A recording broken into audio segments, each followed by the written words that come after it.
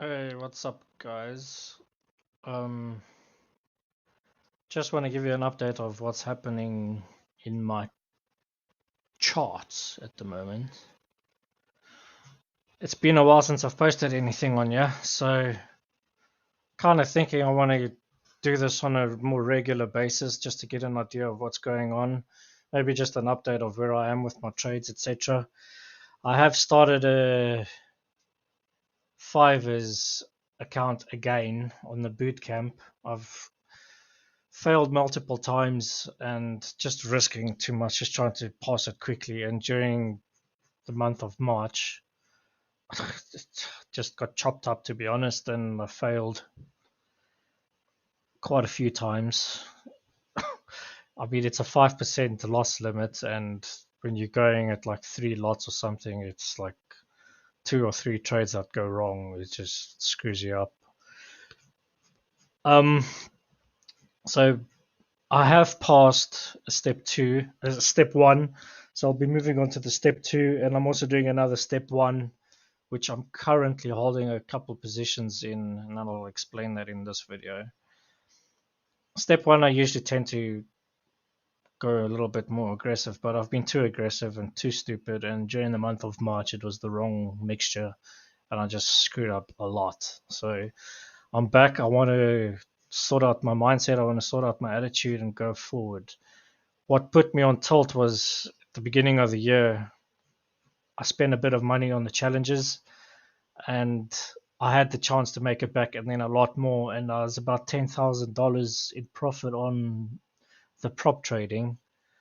And I added a new EA to my account and the fucking thing put in a 50 lot trade where I'm only allowed a 5 lot on a 100k account.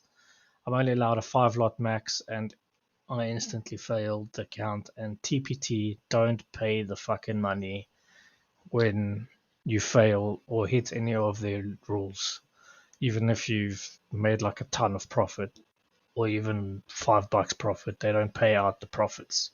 So I was really upset about that, and it just felt like I'm never ever gonna crack this, and that put me on massive tilt, and I've just been just stagnating, just spending £70 on bootcamp accounts and failing them too.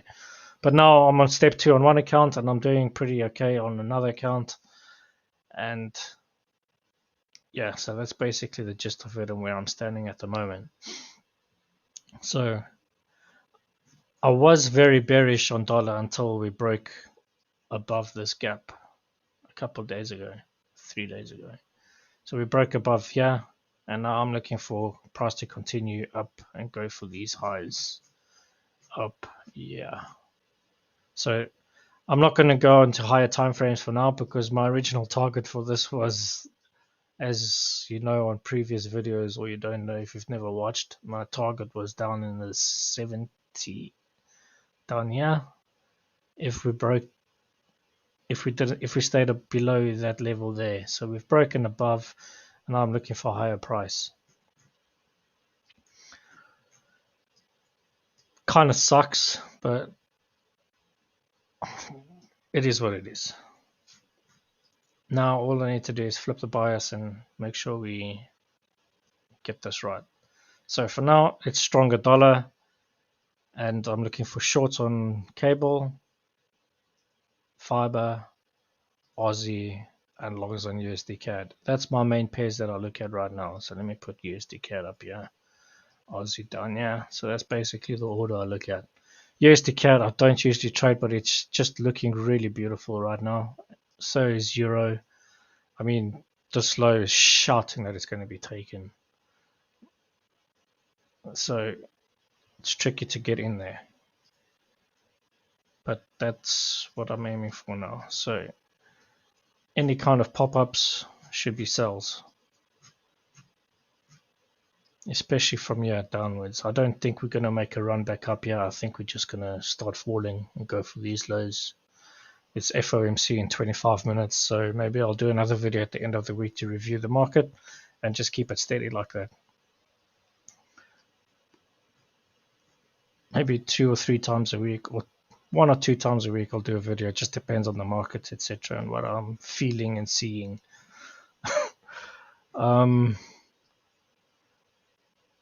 Let me explain to you how I took this Aussie trade yesterday. Now you can see there on the daily, look at that. Beautiful. Beautiful. Now if you look at the monthly, there's quite a big gap here on the monthly. It's this one down here. So that's the monthly gap. So if we go down to a weekly, thin it down again to about there, from that high to that low. Go down to a daily, and it's pretty much this one right in there on the daily. So yesterday I passed my step 1 account by doing this. It hit up there. I lost a bit of money first on my account trading the London session, and I screwed up a little bit looking for shorts too early, and I got hit with it long. And then I also think I lost a few trades on like Euro and stuff, and I was down quite a lot. But I managed to put another 3 lot excessive risk with like a 10 pip stop, which you're allowed.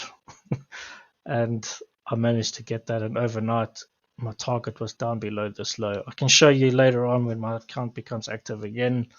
I can show you it on the Discord channel. For now, so yesterday this hit. Let's go down to a 1 minute chart. I'll show you on the 1 minute chart. So we did this, and suddenly we started falling down in the New York session. And then as we did this, I knew this is going to be the move down. So I put my trade, I think it was around here, somewhere above this gap. And as we fell down, I took the short, and it just beautifully ran down. It did recover a little bit, but I was quite confident this would hold. It didn't even get up there, so it's very bearish. And as it broke through, yeah, that's where I passed the account, and I'm still waiting for my details in order to pass to start step 2.